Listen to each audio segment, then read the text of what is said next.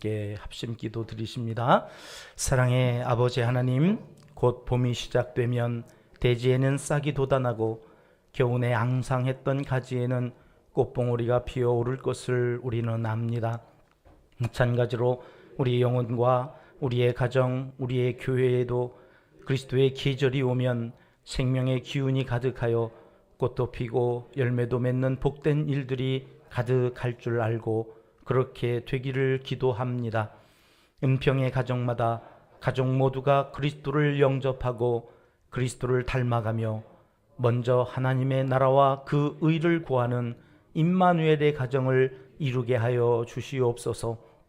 미래를 내다보며 땅의 것에 마음을 두지 않고 영원한 소망을 품고 살아가는 믿음의 가족들, 용서와 사랑으로 치유하며 보듬어주는 사랑의 가족들, 기쁨과 즐거움으로 웃으며 살아가는 건강한 가족들이 천국의 기쁨을 맛보며 하나님께 감사하고 찬양하는 거룩한 가정을 이루며 살게 하옵소서.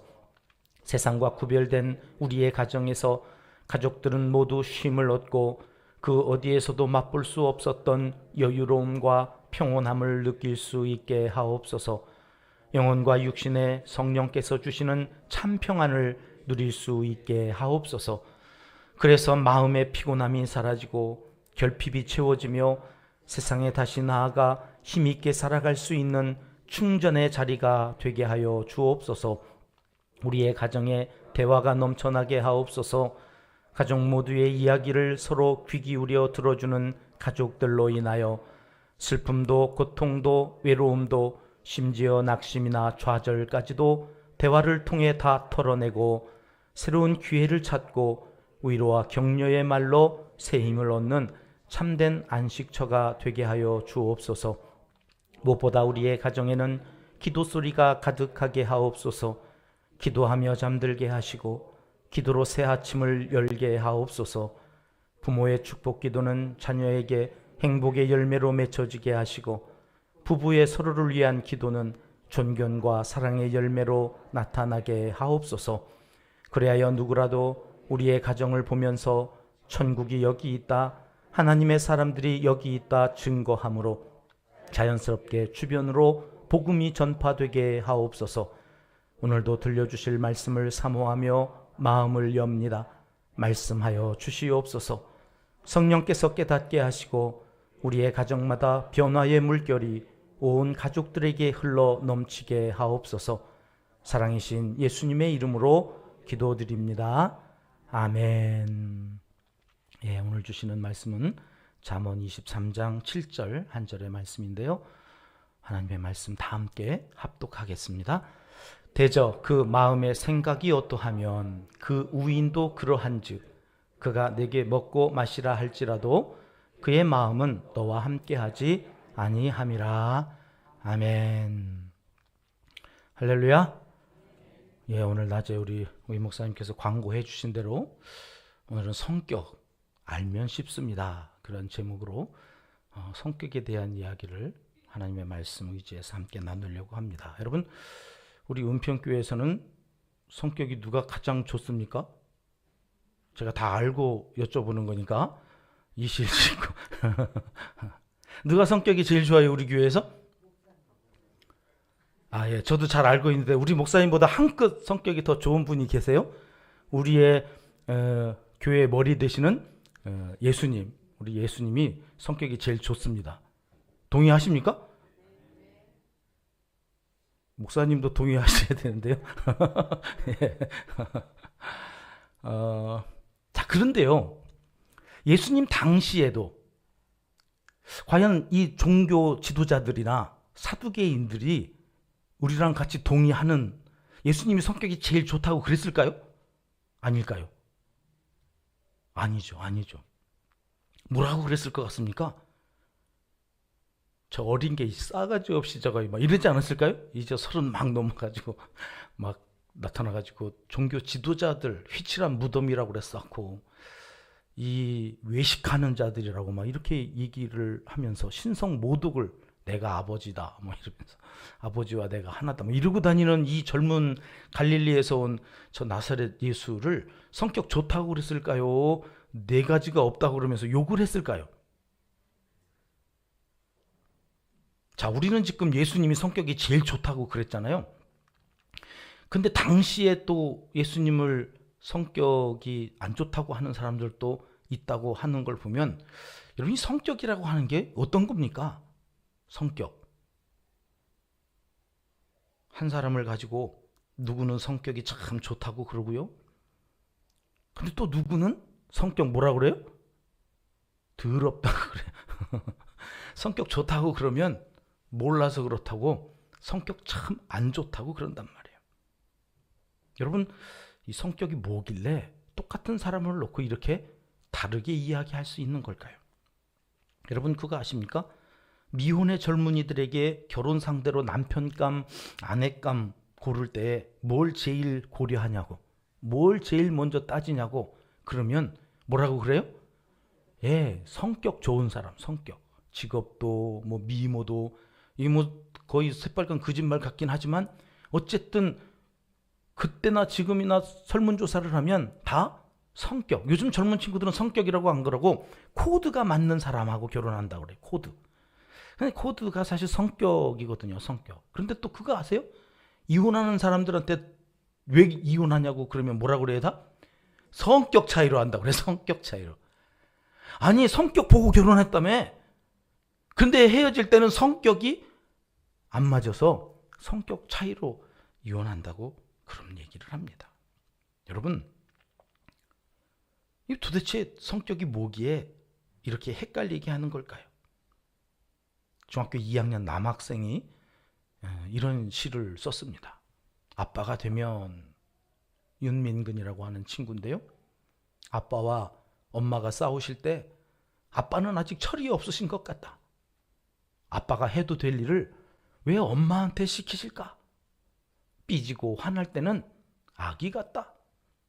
엄마가 스트레스 받아서 아플까봐 걱정이다.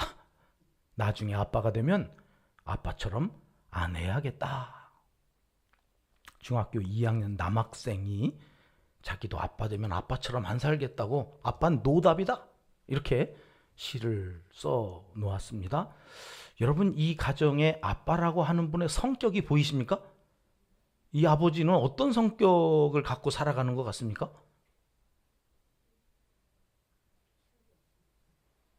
예, 시라 너무 어렵습니까? 아니 시인 목사님하고 평생을 신앙생활 하셨나요? 이 아버지 성격은 어때요? 예?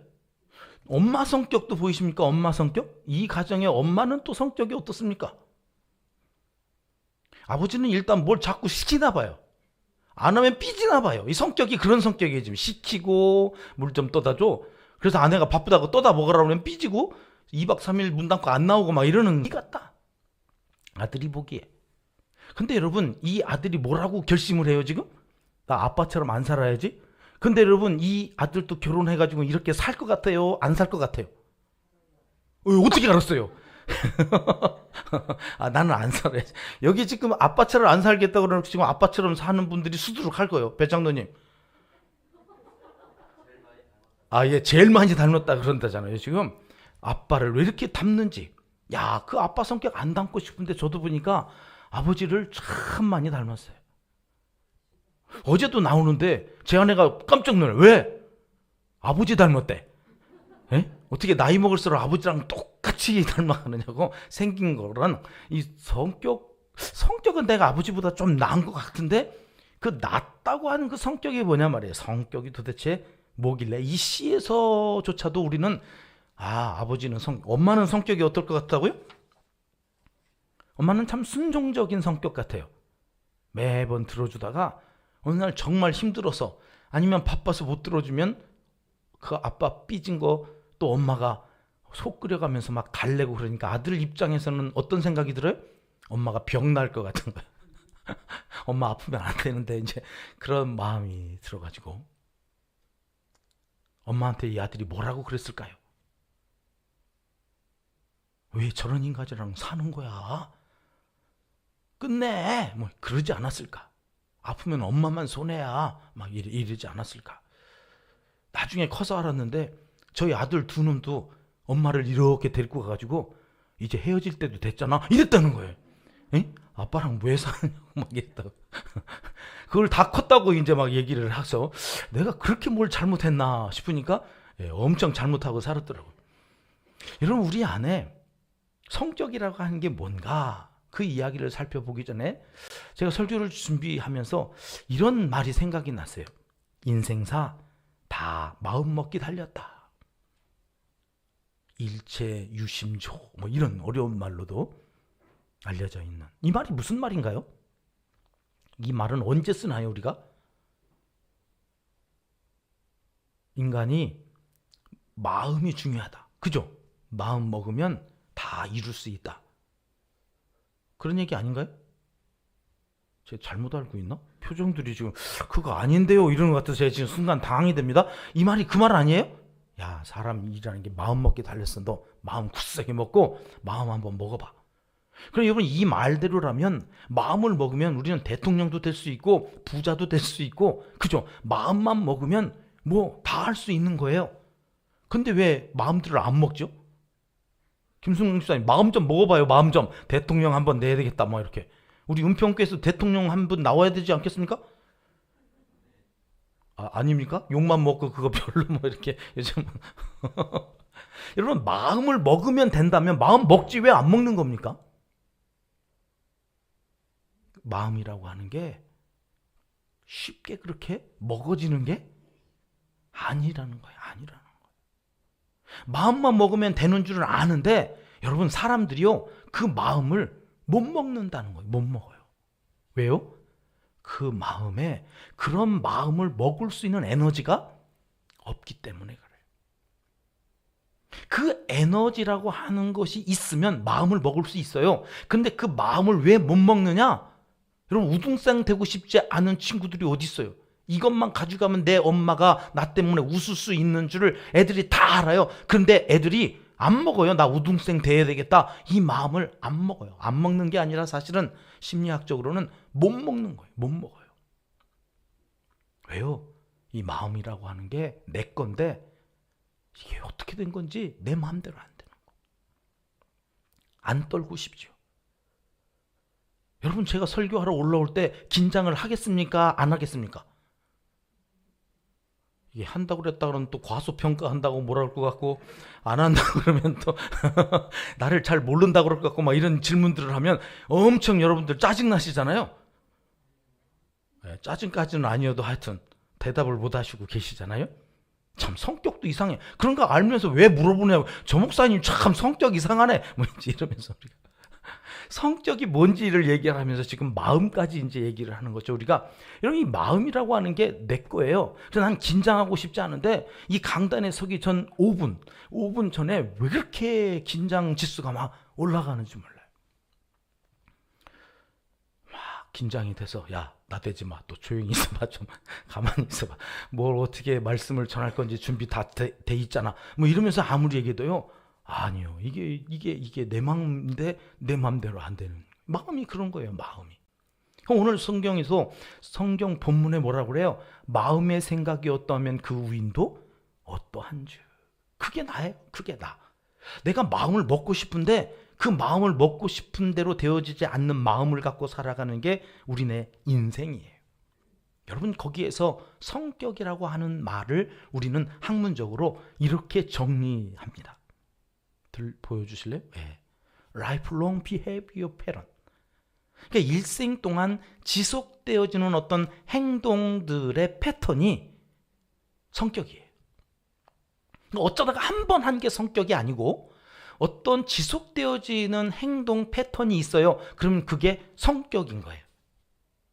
저희 집에도 애가 셋이 있는데 이 세 아이들 중에 가족여행을 한다 그러면 꼭 2, 30분 전에 모든 준비를 끝내고 거실에서 어슬렁거리는 애가 있어요. 이제 엄마 아빠가 준비돼서 나오면 바로 가방 메고 따라 나가려고 미리 준비해놓고, 어떤 때는 지가 가고 싶은 곳이면 신발을 신고 서성거려요. 그 좁은 그 신발 벗는 고기에서 막 서성거리면서 아직 시간이 남아 있는데 미리 준비 끝내놓고 있는 애가 있어요. 얘는 한 번만 그랬을까요? 여행 갈 때마다 그랬을까요? 얘는 늘 그 모양으로 있어요. 그래가지고 그 아이 데리고 나와가지고 제가 시동을 걸고 목적지를 향해서 내비게이션까지 다 맞춰놓고 있는데 그때까지도 안 나오는 놈이 또 하나 있어요. 그래가지고서 이게 왜 안 나오나, 그러고서 아내랑 뭐 한다니 막 이러고 있는데 나와요. 그런데 나올 때 이 아이는 재빨리 나와가지고서 차를 탈까요? 어슬렁 어슬렁 이렇게 나올까요? 어떻게 가셨어요? 그래. 얘는 늦었어요. 이미 출발 약속 시간이 늦어가지고 저희가 다 준비를 끝내고 있는데도 어슬렁 어슬렁 나와가지고 타면서 뭐라 그래요? 뭐 우리 기다리는 사람이 있는 것도 아니고 이래. 우리 가족여행 가는데 거기 목적지 우리가 뭐 약속을 하고 거기 우리 기다리는 사람도 있는 것도 아닌데 뭐 이렇게들 빨리 나와가지고 지금 차에 타고 있느냐 뭐 이런 식으로 와가지고 아무렇지도 않게 여행을 시작하는 아이가 있어요. 얘는 그럼 그때만 한번 그러고 말았을까요? 여행 갈 때마다 그럴까요? 어떻게 가셨지? 그게 성격이라고요. 그게 성격. 이 아이는 이 아이대로의 성격, 저 아이는 저 아이들의 성격을 가지고 있는데 이게 그 아이가 일생 동안 지속적으로 보이는 패턴이에요. 패턴. 이게 성격이에요. 제 경로대학 지도 목사였을 때 한 130여 분의 어르신들을 모시고 가을로 봄으로 이렇게 여행을 가면 꼭 점심을 이제 먹는 그 유명한 그 지역의 맛집을 찾아가지고 미리 답사도 하고 해서 이제 하는데 갈비탕집이 유명한 데 갔었어요. 밥을 막 먹고 있는데 옆에 한 할머니께서 갈비 그 큰 세 덩어리인가 두 덩어리인가를 안 먹고 이렇게 옆에 뜨거워가지고 이렇게 다 식혀가지고 이제 드시려나 보다 하는데 국만 이렇게 밥 말아가지고 훅 드시고는 그냥 나가시려고 그러는 거예요. 그래서 아니 어르신 왜 이거 안 드세요? 이거 드세요. 이거 맛있어요. 푹 삶아져가지고 밥알처럼 씹혀요. 이가 안 좋으신 줄 알고 저는 이거 드시고 가시라고 그랬더니 아니라는 거예요. 아니라는. 그리고 가서 차에 올라타가지고 앉아 계세요. 남들은 아직도 밥을 먹고 있는 그때 혼자서 차에 타고 계신 거예요. 무슨 사연이 있을까 싶어가지고 가을에 또 이제 갔는데 거기는 고기도 아니고 산채 이렇게 비빔밥 돌소대에서 이렇게 그냥 막 다 드실 수 있는 건데 이분은 또 나물도 다 그리고 흘릉 밥을 뜨고서 또 차에 가서 앉아 계신 거예요. 그래서 여쭤봤어요. 어르신 왜 식사를 하다 말고 혼자 올라오셔서 혼자 계세요? 이랬더니 이분이 쑥스러운 듯이 웃으시면서 그러는 거예요. 제가 밥 먹다 늦으면 민폐잖아요. 아니 밥 먹다가 늦기는 지금 밥 먹고 있는데 혼자 올라오셔가지고 지난번에도 그러시더니 이번에도 그러시. 이분은 남한테 패 끼치는 게 싫어가지고 그냥 혼자 빨리 먹고 갈 준비하고 계셔요. 갈 준비. 4학기 동안에 늘 나가시면 그분은 항상 차에 타고. 그런데 여러분 또 한 할아버지는 남들 다 타고 이제 출발을 해야 되는데 안 타고 있어서 가보면 뼈다귀 바르고 앉았어. 뼈다귀. 아니 남들 다 먹을 때는 뭐라고 이제서 뼈다귀를 또 먹겠다고 바르고 계신지 그분은 남은 벌써 남들 먹을 때 타고 있는 분이 있는 반면에 이제는 타고 가야 될 시간인데 아직도 뼈다귀 바르면서 이거 먹고 가야 된다고 아깝다고 그러시는 분이 있다니까요. 그분은 봄에 그랬는데 가을에도 그랬을까요? 안 그랬을까요?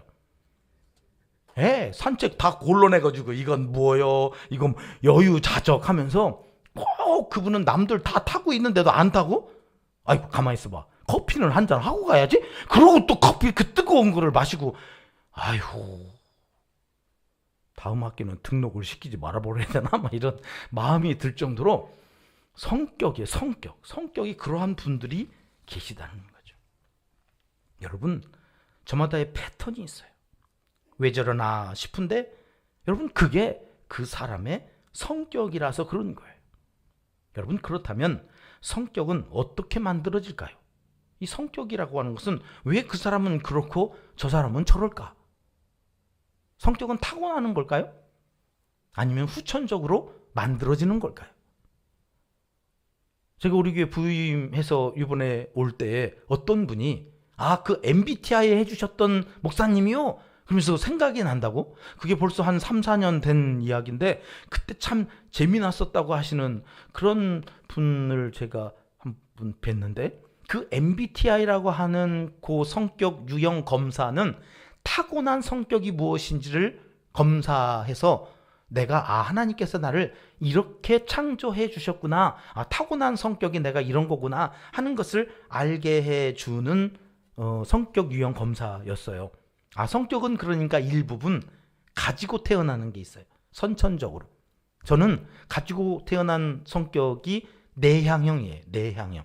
우리 우임 목사님도 그때 내향형이라고 하셨던 걸 제가 기억하는데 이 내향형은 사람을 만나면 에너지를 빼앗기는 유형들이에요. 성격이 타고나기를 이 사람은 혼자서 기도하고 시 쓰고 그러면서 묵상하는 것이 에너지가 충전이 되니까 좋아요.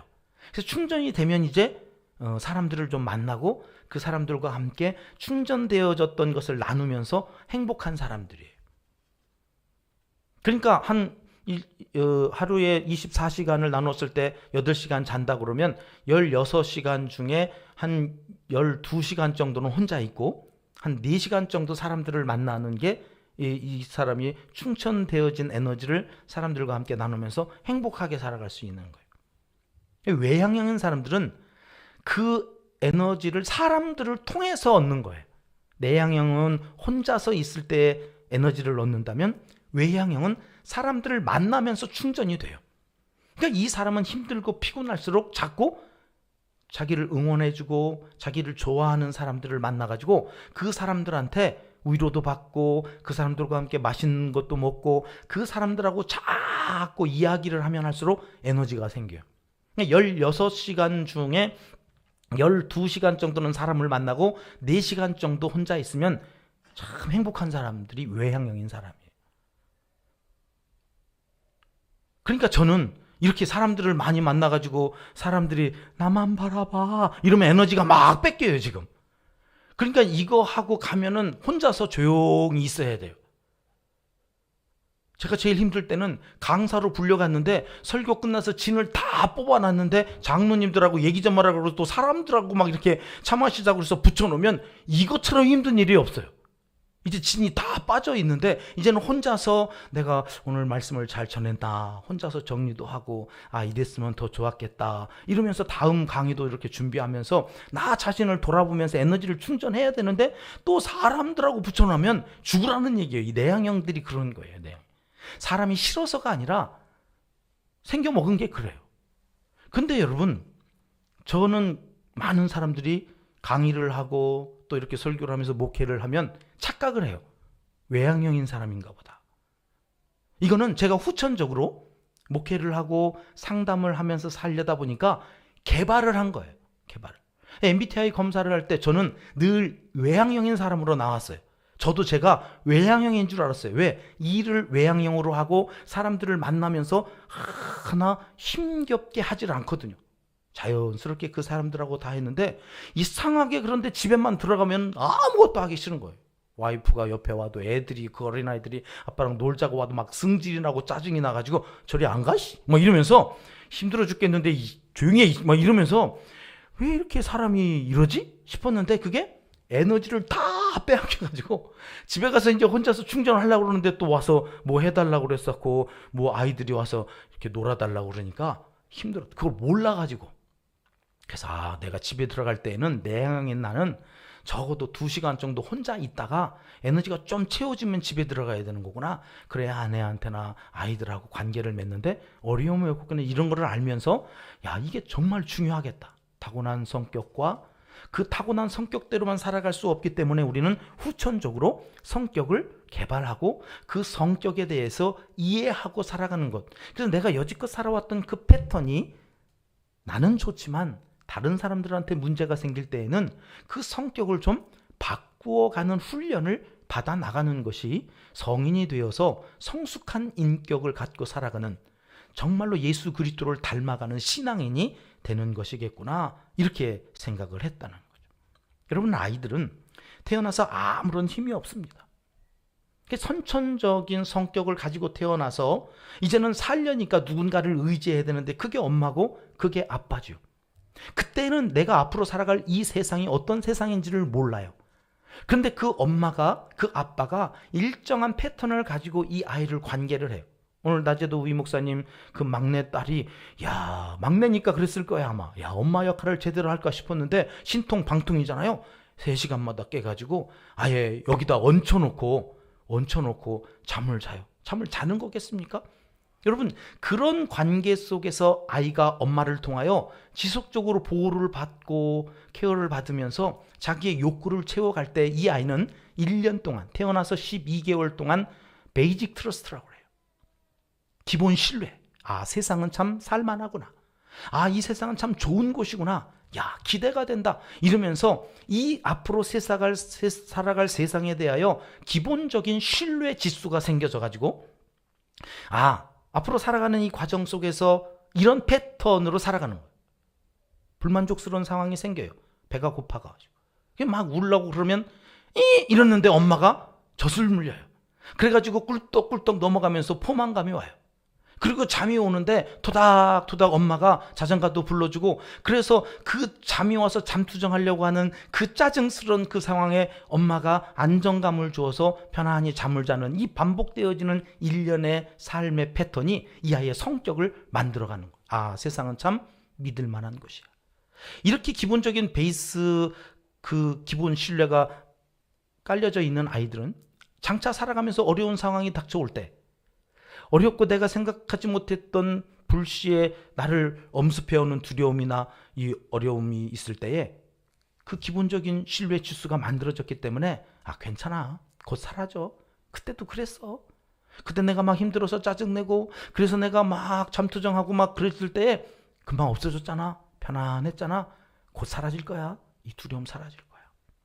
근데 여러분, 그 1년 동안에 이 베이직 트러스트를 만들어주질 않아요. 저를 줬다 안 줬다, 자장가 불러줬다가 욕했다가, 침대에다 막 애를 집어 던졌다가, 그렇다고 이쁘다고 또 쪽쪽 빨았다가, 이게 어느 때는 사랑받는 것 같은데 어느 때는 이게 채워지지 않는, 그래서 일관되지 않은 양육 태도를 보이는 부모를 통해서 이 베이직 트러스트가 만들어지지 않으면 불신이 생긴다는 거예요. 야, 이 세상은 뭔 일이 있을지 모르는 세상이구나. 한번 그 어려움이 다가오면 사라지지를 않네? 언제 사라질지를 모르는 거야. 아무리 울어도 젖을 안 줘요. 기저귀 축축하다고 좀 갈아달라고 그랬더니 엄마가 뭐라고 그래요? 요즘 기저귀 좋아? 그리고 축축한 한 번 더 차라고 더 채워놔 또.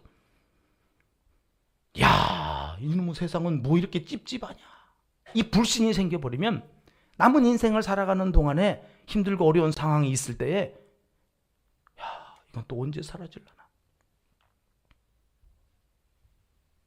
그러니까 이 불신을 만들어주지 않는 후천적인 성격을 양육자에서 잘 만들어가는 것이 그렇게 중요하더라는 것을 발달심리학자들이 최근에 확인을 했다는 거예요. 아, 후천적으로 만들어지는 그 성격이라고 하는 것이 참 중요하구나. 한 여인이 상담을 받으러 와요. 이야기를 들어보니, 여러분, 이 여인의 남편은 세상에 이렇게 좋은 남편이 없을 정도로 아내와 아이들한테 참 잘해요. 사업하는 분이라 시간을 마음대로 쓸 수 있어서 아내가 집으로 들어오면 하던 일 빨리 정리해놓고 집에 들어와서 아이들하고, 그래서 아내는 외출하고 집을 지켜주고, 뭐 사업을 하기 때문에 안정적으로 아내가 충분히 쓸 돈도, 경제적인 뒷받침도 해주면서 이 아내를 위해서 마치 태어난 남자인 것처럼 그렇게 잘을 하는 남편이에요. 그런데 그 남편이 그렇게 잘해주면 잘해줄수록 이 여인이 남편한테 짜증을 낸다는 거예요. 근데 왜 이 짜증이 나는지 자기도 모르고, 그렇게 짜증을 내면 남편도 같이 짜증을 내면 내가 좀 덜 할 텐데, 이 남편은 순둥이라 그 짜증을 다 받아주고 자기가 미안하다고 그런대. 그래가지고 이 마음에 어느 날, 이게 뭐지? 나는 왜 이렇게 살지? 내가 생각해도 이렇게 좋은 남편이 없는데 왜 나는 이렇게 살아가는 걸까? 하다가 어디서 소문을 들은 거예요. 잘생긴 사람이 있다고 가보라고. 그게 저요.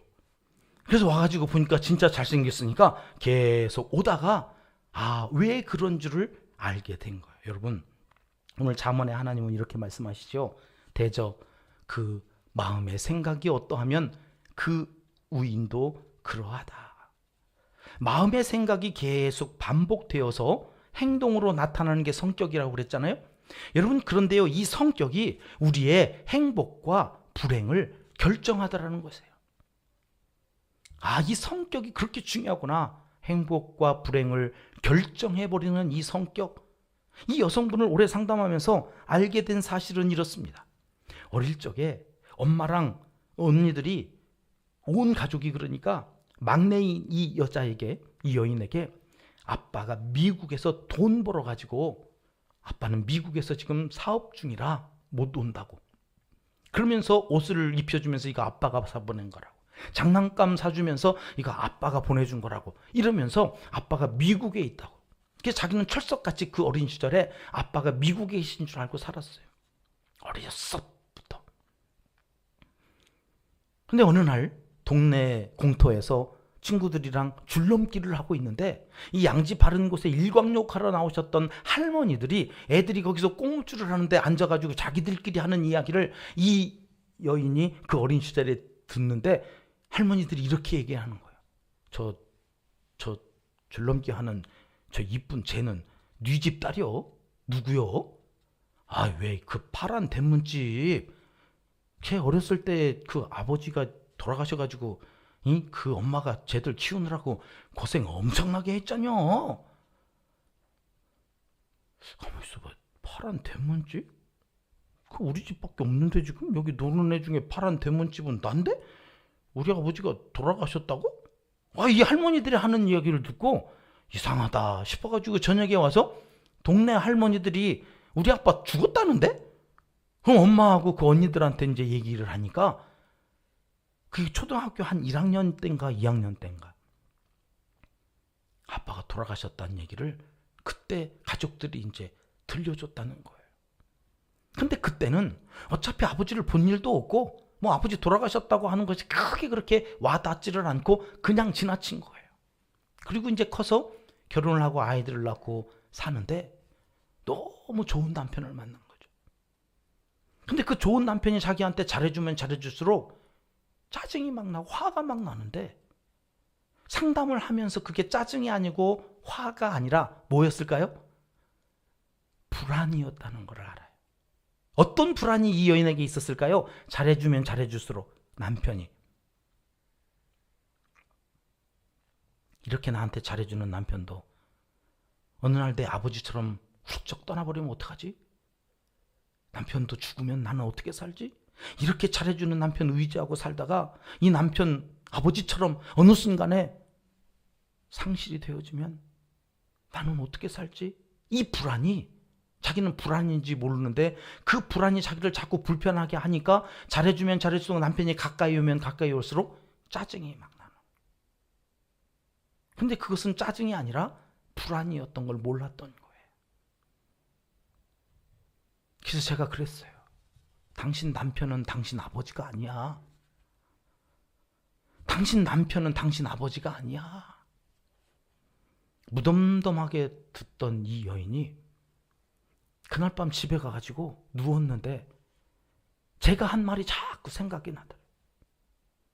당신 남편은 당신 아버지가 아니야.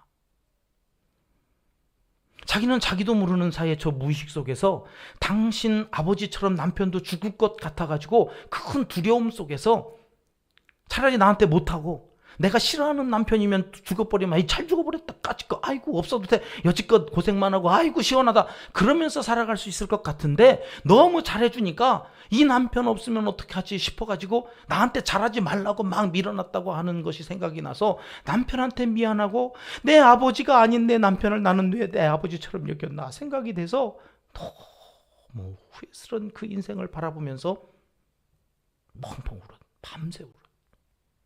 그리고 아침에 일어났는데 여러분 어제의 내가 아닌 거예요. 여러분, 남편에게 그렇게 바가지 긁고 짜증내고 그런 성격이었어요. 늘 결혼 생활이 그 패턴의 연속이었어요. 그런데 그 패턴이 밤새 바뀌어져 버렸어요. 남편이 잘해주는데, 여전히 똑같이 잘해주는데 고마워요. 짜증이 나는 게 아니라 고마워요. 그래서 그랬대요. 여보, 정말 고마워. 이게 남편한테 처음 고맙다고 한. 그래서 남편하고 와가지고 맛있는 밥을 사고 갔다는 그러한 이야기였습니다. 성격. 여러분, 내 안에 상처라고 하는 것이 있어요.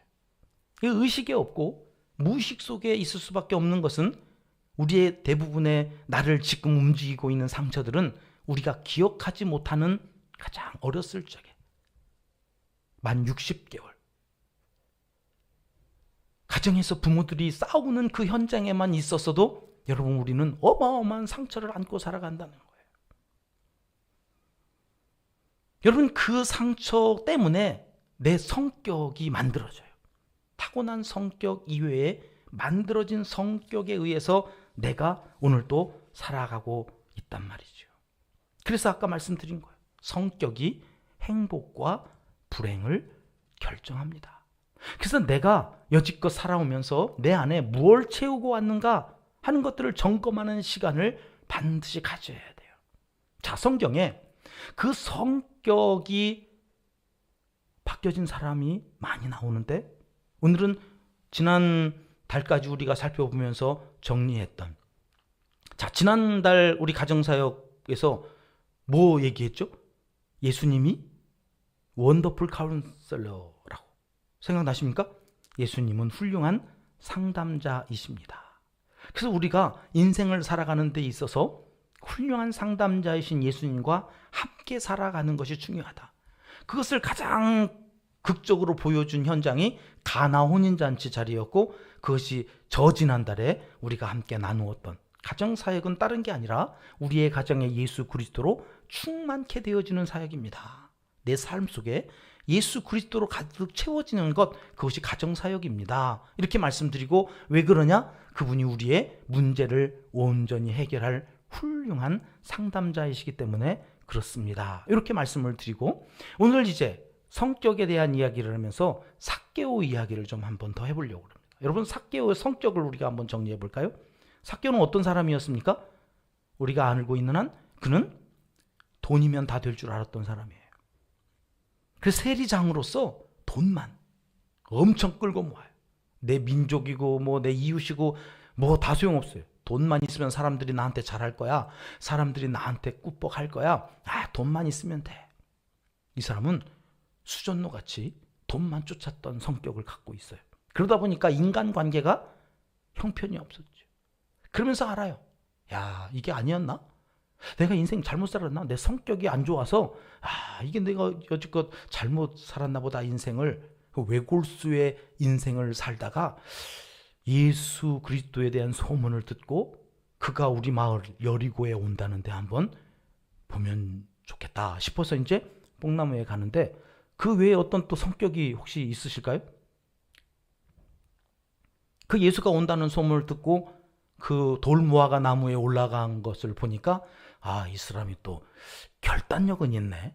뭔가 한번 해봐야 되겠다 싶으면 사람들이 많고 내 체면이고 이 나이에 나무까지 올라가 이거 그래서 용기가 없었더라면 못했을 일인데, 이 사람이 결단력이 있어가지고 나무 위에 올라가죠. 그래가지고 누구를 만나요? 그 나무 위에서 넘겨줘 보세요. 예수님을 저렇게 만나죠. 뽕나무에 올라갔다고 하는 저 돌무화과 나무에 올라간 삭개오의 의지는 아니에요. 거기에 올라가 있는 한 사람을 예수님이 아시고 찾아오셔서 내려와라. 나 오늘 니네 집에 가서 밥 먹어야 되겠다. 그래서 자기 집에 가겠다고 하고 그 많은 사람들 앞에서 이 삭개오를 주인공으로 만들어줘요.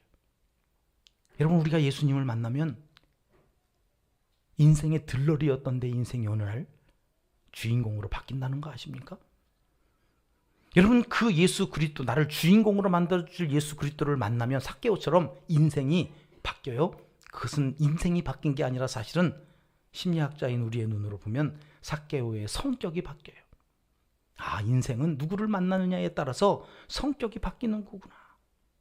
훌륭한 상담자를 만나면 성격이 바뀌어요. 어떻게 바뀌었습니까? 넘겨줘 보세요.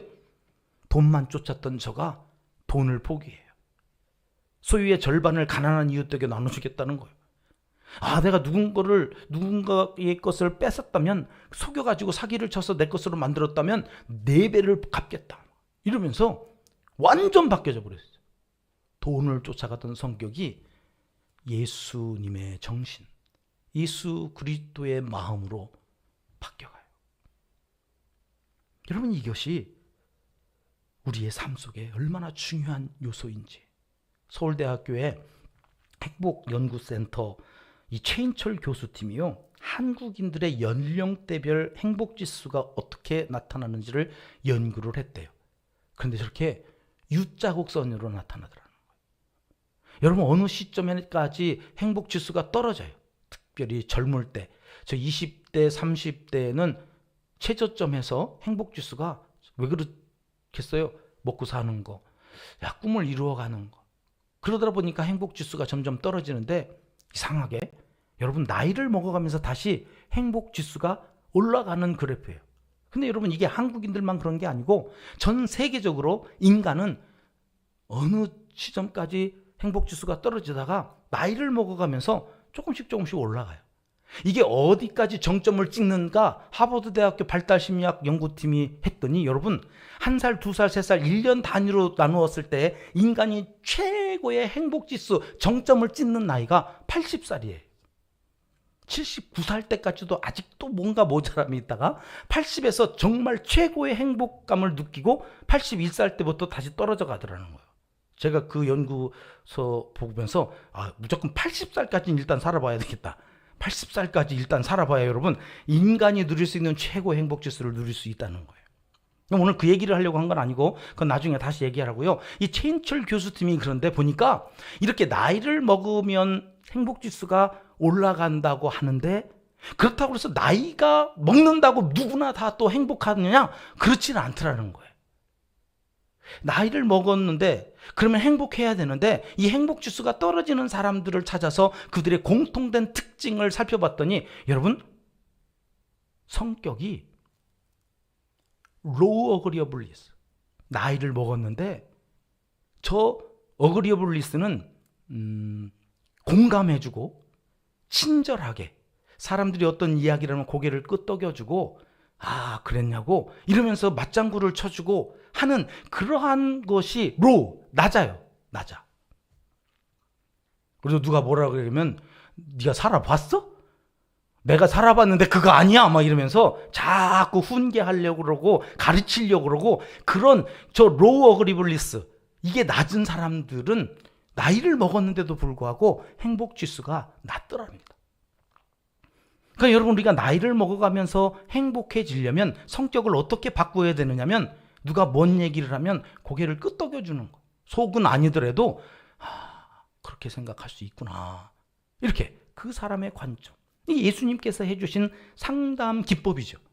예수님은 누구든지 자기에게 오면 그 사람 입장에서 그 모든 것들을 처리해 가세요.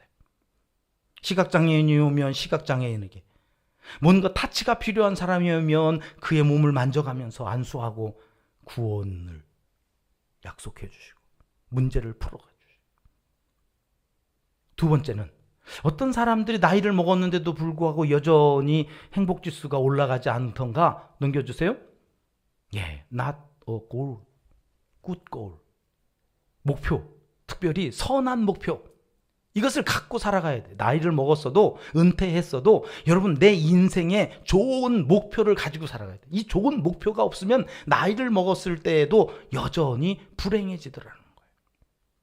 그래서 그 굿골이라고 하는 것이 뭘까 하고, 이 행복한 사람들이 가지고 있는 공통된 요소를 봤더니, 여러분, 이 굿골이 행복의 요소인 관심, 인터레스트라고 하는 것을 저는 관심이라고 해석하기보다는 흥미, exciting. 여러분, 우리가 나이를 먹었어도 우리 내면에 exciting 할 수 있는 이 흥미로운 것들을 가지고 살아가야 돼. 뭔가를 새롭게, 뭔가 다른 어떤 것들에 대해서 관심을 갖고 그것에 대해서 마음이 열려져 있는. 끝났어. 제가 상담 자격증 과정에서 강의를 하는데요. 제 클래스에 93세 되신 분이 상담 자격증을 따겠다고 왔어요. 상담사 2급 자격증을 몇 살이요? 93세 되신 어르신이 왔어요. 내가 놀라가지고요. 쉬는 시간에 아니 선생님 지금 연세가 어떻게 93. 아니 93세 상담사 자격증을 따러 오셨어요. 그랬더니 이분이 그러네. 내가 63세에 은퇴를 했는데 죽을 줄 알고 아무것도 안 했대요. 근데 70이 돼도 안 죽더니 80이 됐는데도 안 죽어가지고요. 그때부터 공부하기 시작한 거예요. 안 죽어가지고. 영어 회화부터 해가지고 영어 학원 등록해서 영어 배우고요. 그리고 이제 마지막 죽기 전에 이제는 남을 좀 돕는 역할을 하면 좋겠다 싶어서 알아봤더니 상담사 자격증을 따면 상담사 할 수 있다고 그래가지고 내가 죽기 전에 전문적인 상담사가 돼보려고 왔다고 이러는데 제가 그때 감동도. 그렇지. 여러분 100살이 돼도 안 죽는다니까? 그러니까 우리가 지금이라도 뭔가를 하셔야 돼요. 주집사님 상담사 자격증 받아가십시다. 그래서 익사이팅한 뭔가 내가 이렇게 살아가면 행복 지수가 올라간다. 이게 행복 요소가 있기 때문에 그래요.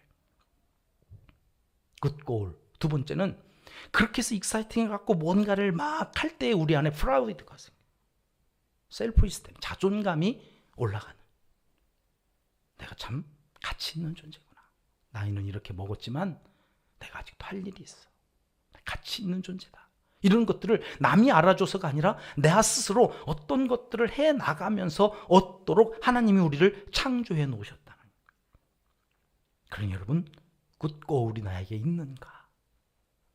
그 굿고울을 갖고 살아가기 위한 준비, 이것이 성격이 되도록 일관되게, 그리고 그 지속 가능하게 나를 자꾸 독려해주고 그런 사람들과 함께 살아가는 인생이 참 복된 인생이더라. 올 한 해 저는 은평가족 모두가 한 해를 마치시면서 지금보다 행복지수가 높아졌다 고백할 수 있었으면 좋겠습니다. 여러분, 그러려면 성격이 중요합니다. 내 성격은 어떤 성격일까? 예수 그리스도를 다시 한번 내 중심에 모시고 그 예수 그리스도와 함께 삭개오처럼 필요한 성격으로 나를 만들어갈 수 있는 능력이 이미 여러분 안에 있다는 것을 확신하시고 조금 더 용기를 내보시고, 이제 2달밖에 안 지났으니까 2023년 10개월 동안 주님과 함께 내가 성격이 이렇게 행복한 사람의 성격으로 되었으면 좋겠다. 그래서 이렇게 어그리어블리스 이거 준비하시고 굳고 다시 한번 목표를 좀 상향 조정하셔서 그 삶을 은평교회 안에서 함께 주님과 만들어 가실 수 있기를 이 시간 하나님은 간절히 원하십니다. 찬송가 214장 후렴부터 3절 4절 우리 찬양하고 기도하고 주님 가르쳐 주신 기도로 예배를 마치겠습니다. 후렴입니다.